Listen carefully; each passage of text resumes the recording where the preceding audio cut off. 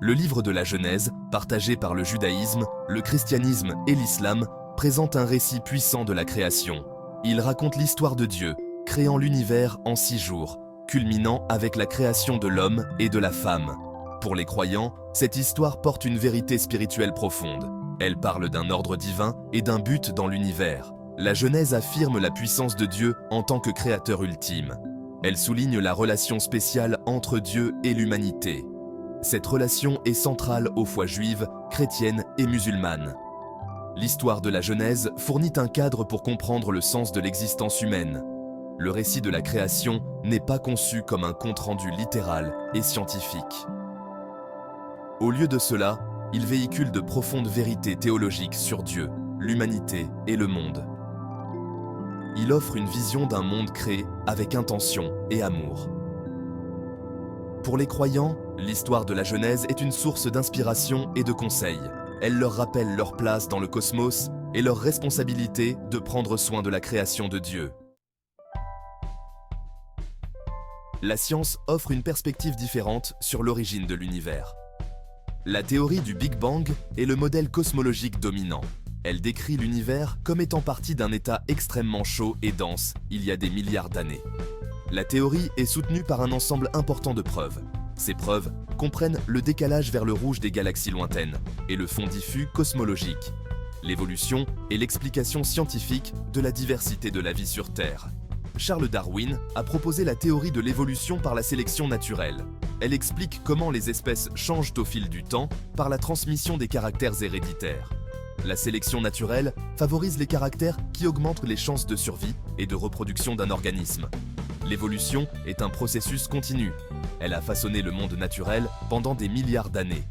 Les archives fossiles fournissent des preuves substantielles de l'évolution. Elles montrent les changements graduels des espèces au fil du temps.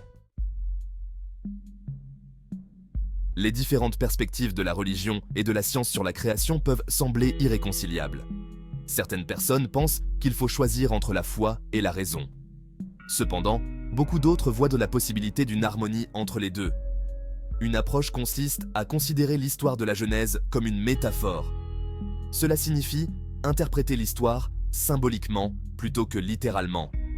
Dans cette perspective, les 6 jours de la création pourraient représenter de vastes périodes. L'ordre de la création pourrait symboliser le déploiement d'un plan divin. Une autre approche consiste à considérer que la science et la religion abordent des questions différentes. La science explore le comment de l'univers, ses mécanismes et ses processus. La religion, quant à elle, s'attaque au pourquoi, le sens et le but de l'existence. En fin de compte, la relation entre la foi et la raison est profondément personnelle. Les individus doivent concilier ces perspectives à leur manière, en trouvant un sens et une vérité dans les deux.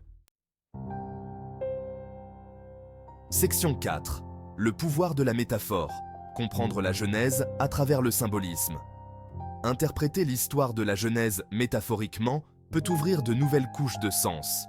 Par exemple, la création d'Adam à partir de la poussière de la terre pourrait symboliser le lien de l'homme à la nature.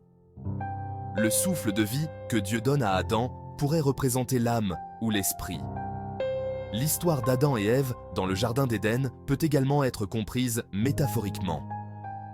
Le serpent tentant Ève avec le fruit de la connaissance pourrait représenter les défis et les tentations de la conscience humaine. L'expulsion du jardin pourrait symboliser les conséquences des choix humains et les complexités de la vie en dehors du paradis. En comprenant l'histoire de la Genèse à travers le prisme de la métaphore, nous pouvons apprécier sa sagesse intemporelle. Elle évoque des vérités fondamentales sur la nature humaine, notre relation avec le divin et notre place dans le monde. Section 5. Croyances personnelles. Façonner notre compréhension de la création. Chaque individu apporte ses propres croyances et expériences à son interprétation du récit de la création. Certains peuvent avoir une interprétation strictement littérale, tandis que d'autres peuvent trouver un sens plus profond dans une compréhension métaphorique. Notre éducation, notre contexte culturel et nos expériences personnelles contribuent tous à façonner notre vision du monde. Nos croyances concernant la science, la religion et la spiritualité jouent également un rôle important. Il n'y a pas une seule bonne façon de comprendre le récit de la création. Ce qui compte le plus, c'est que nous abordions ces histoires avec un esprit ouvert et une volonté de nous confronter à des points de vue différents.